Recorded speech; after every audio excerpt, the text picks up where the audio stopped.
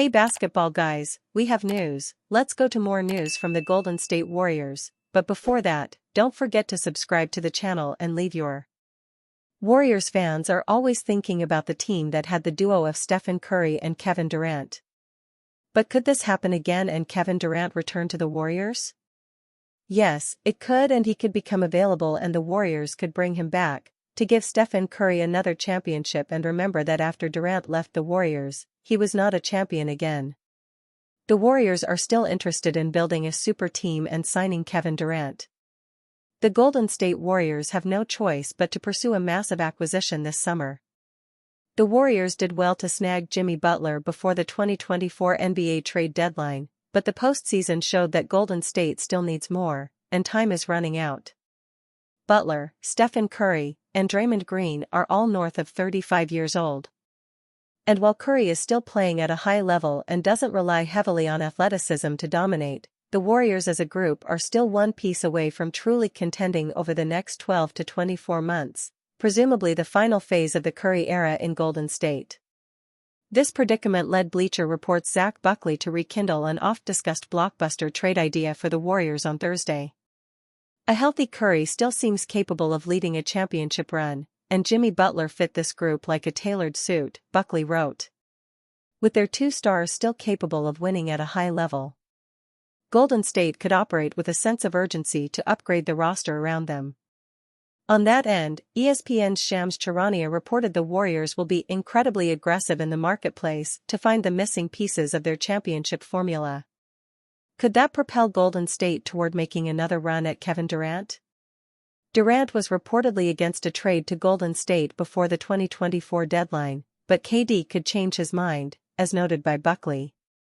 Maybe the Dubs weren't Durant's preferred choice at the deadline, but that might change this summer. The Phoenix Suns seem stuck, and Durant's trade market looks a little murky. He'll be 37 before next season tips and doesn't have the cleanest injury history. It'll take a specific kind of suitor to want what he brings, afford him in a trade, and also believe it will have enough left over to contend for a title with him already next season.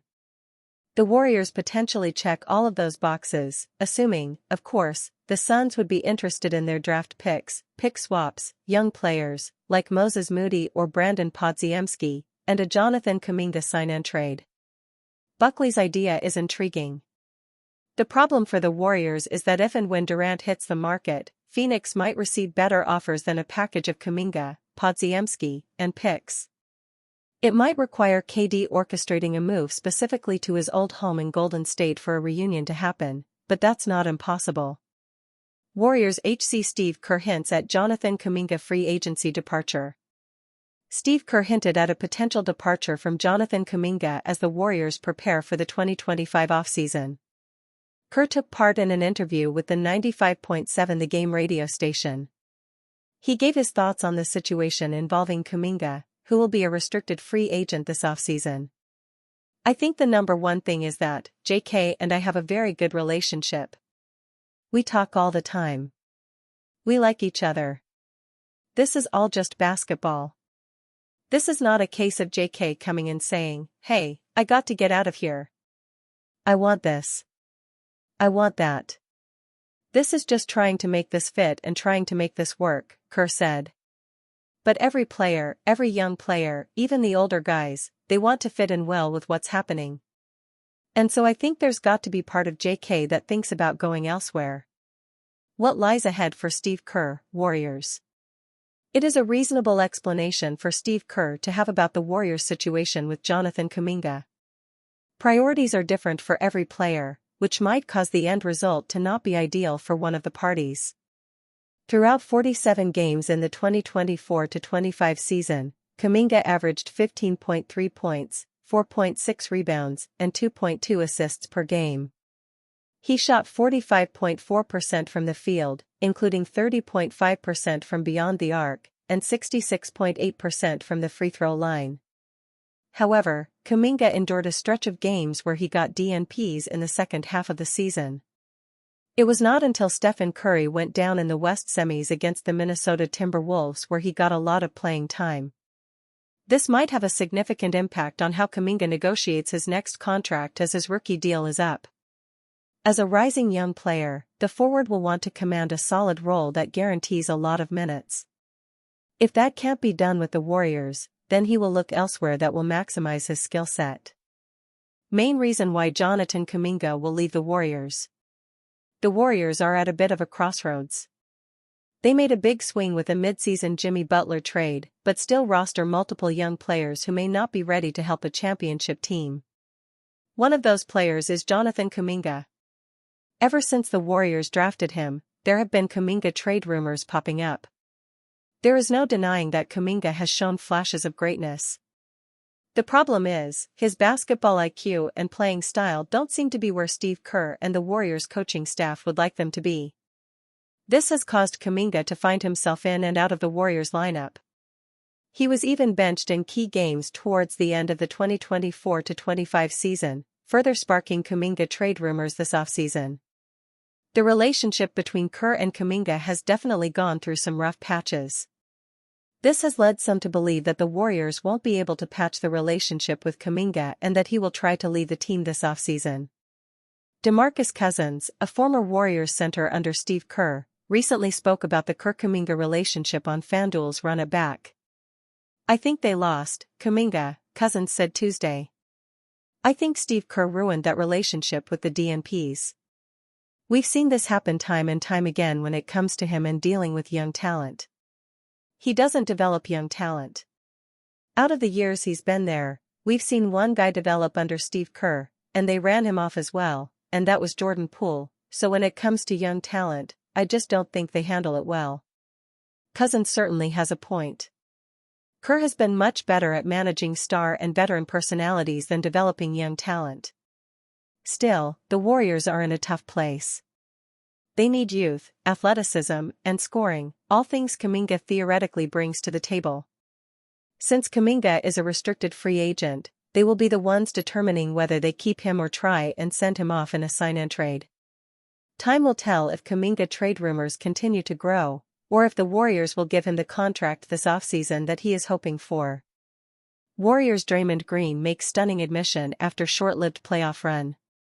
The Minnesota Timberwolves made quick work of the Golden State Warriors in the second round of the 2025 NBA playoffs, dispatching the 2022 NBA champions in 5 games while their two-time MVP Stephen Curry was missing for most of the series due to a strained hamstring. Golden State's 2017 Defensive Player of the Year and 4-time NBA champion Draymond Green did his best to assist in keeping the team's season alive, but the 6'6" defensive force was met with a tall task throughout the series. Minnesota's 3-time All-Star and 2021 Most Improved Player Award winner Julius Randle was a man on a mission in the second round, as he contributed 25.2 points, 7.4 assists and 6.6 rebounds on a ridiculous 62.9% true shooting percentage in the Western Conference semifinals, sending Green and the Warriors home in dominant fashion.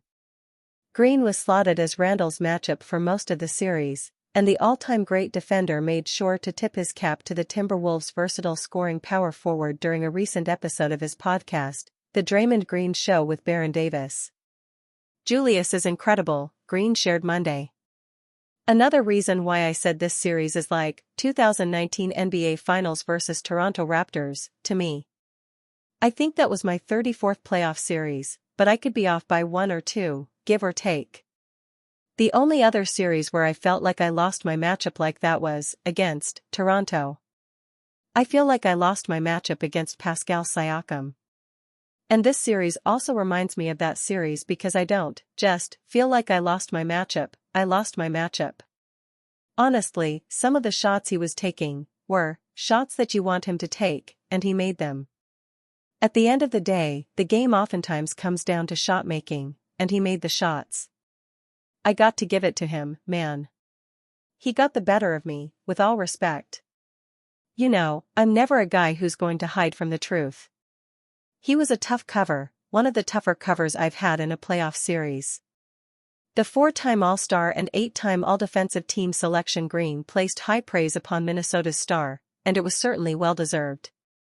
In the Timberwolves' closeout Game 5 victory on May 14, Randle poured in a game-high 29 points to go along with 8 rebounds and 5 assists while shooting 72.2% from the floor in 42 minutes of action, effectively earning a major stamp of approval from the Warriors' future Hall of Fame inductee and helping his group advance to the Western Conference Finals for the second consecutive season. Kerr clarifies what Warriors are asking of Kuminga amid fit concerns. Steve Kerr clarified a lot about where things stood and continue to stand with Jonathan Kuminga after some fit concerns with the Warriors. Again, the conversation will continue to be a trending topic as Kuminga is set to enter restricted free agency this NBA offseason. After a report from The Ringer's Logan Murdoch recently circulated that Kerr and several Warriors assistant coaches were becoming increasingly irked with Kuminga and how he would wave off Steph Curry to create his own offense, Kerr clarified how the Warriors want Kuminga to play and how that contrasts to the role Kuminga is comfortable playing. I don't think there's a disagreement. I think that there is a different view from his perspective and what he's comfortable doing, Kerr said Thursday on 95.7 The Game's Willard and Dibs. Obviously, he's a natural scorer. You saw that in the Minnesota series when he got his opportunity. He scored really well. And that's what he's most comfortable doing. But with our team and the way we're built, with Steph and Jimmy, Butler, they're going to dominate the ball. So, what we need from that spot is rebounding, passing, the connection, and yes, we need the scoring, but it has to come within the context of what we're really good at and what we're great at over the last 2 months with Jimmy and Steph.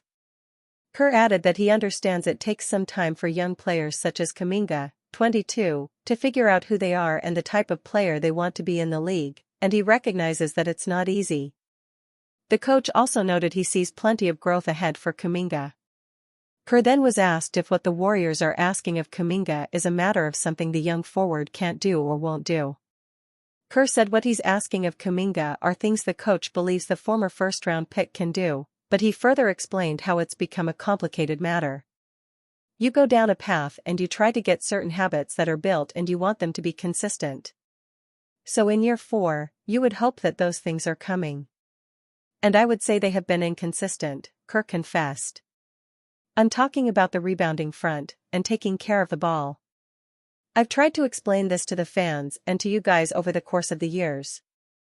The way the team is built, we got 2 guys in Jimmy and Steph who are 2 of the best in the league and they're going to have the ball in their hands.